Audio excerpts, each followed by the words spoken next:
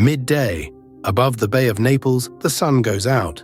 What rises from the mountain is not cloud, but ash, climbing 15 kilometers into the sky and still rising. Below it sits Pompeii, a Roman town of some 11,000 people. Within 24 hours, it will simply stop existing. This is that day, hour by hour, through the only witness who ever wrote it down. The morning had been ordinary. Bakers drew bread from ovens. Wine sat sealed in cellars. In the shadow of Vesuvius, no one feared the mountain. Its slopes were green with vineyards, its fields rich. Rome ruled a world at peace. The Emperor Titus had worn the purple barely 2 months, and the ground had trembled before. It always settled. Today it would not. Across the bay at Misenum stands the fleet of Rome. Its commander is Gaius Plinius Secundus, Pliny the Elder, admiral and scholar, author of a vast natural history. This morning he has bathed and lunched and returned to his books. He is a man who studies the world without fear. In a few hours, that same curiosity will carry him toward the thing that kills him.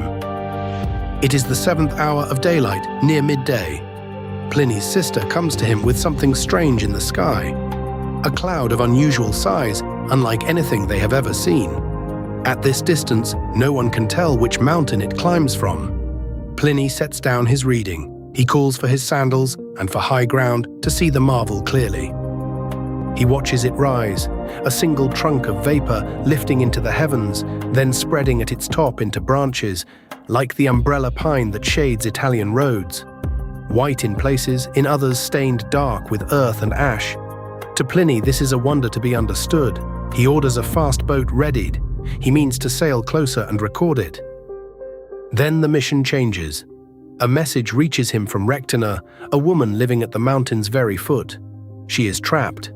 The only escape is by sea, and she begs him to come. Pliny the scholar becomes Pliny the rescuer. He orders out the great warships, the quadriremes, and launches for the shore that everyone else is fleeing. The ships pull hard across the bay.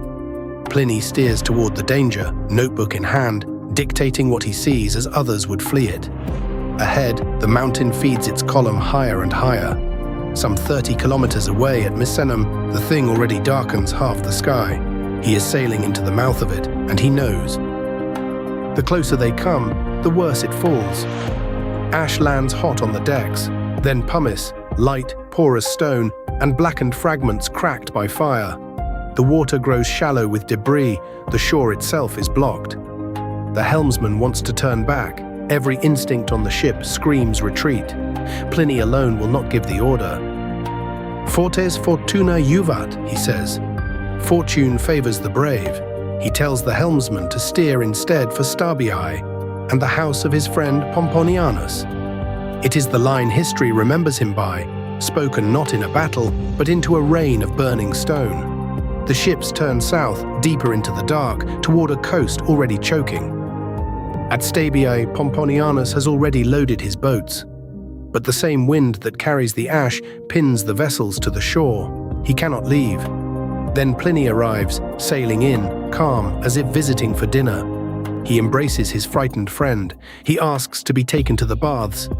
He is performing courage now, so others might borrow it. He bathes, he dines. He speaks cheerfully, or feigns it so well none can tell the difference. Then, extraordinarily, he sleeps, his heavy breathing heard by those at his door. Outside, the mountain burns brighter against the night.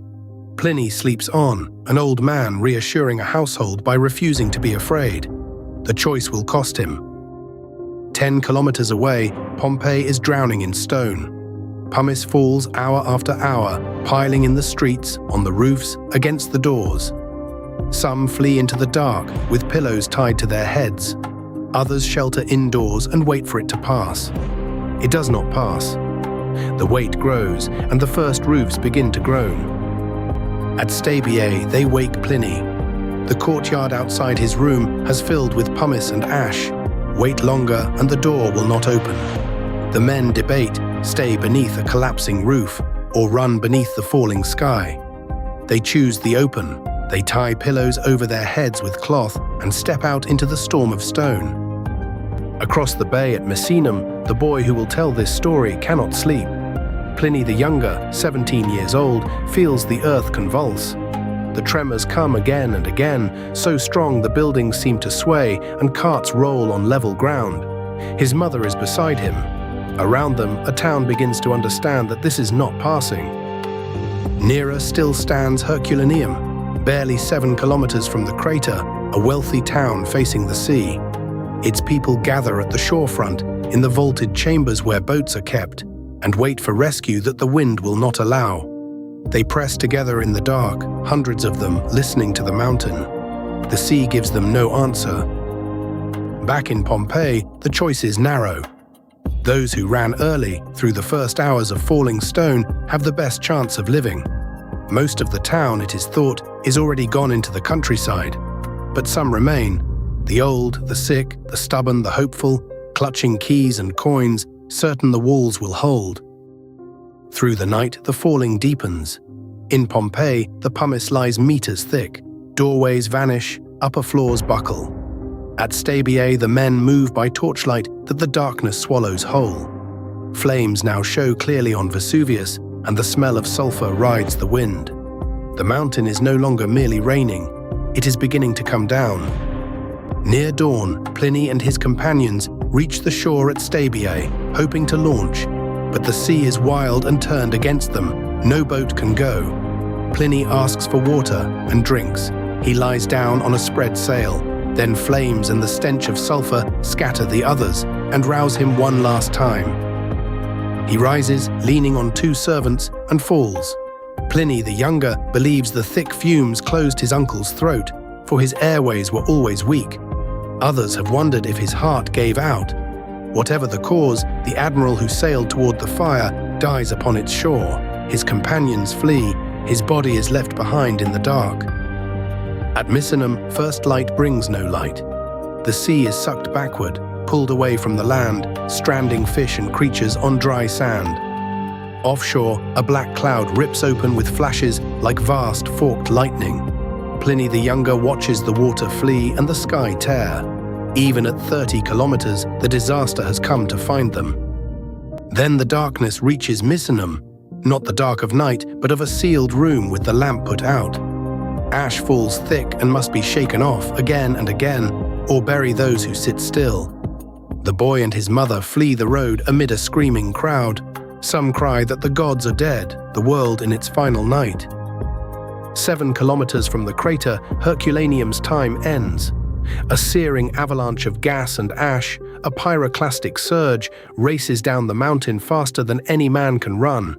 It reaches the shorefront chambers where the people wait. In an instant, the heat takes them all. Hundreds die together, sheltering by a sea that never carried them away.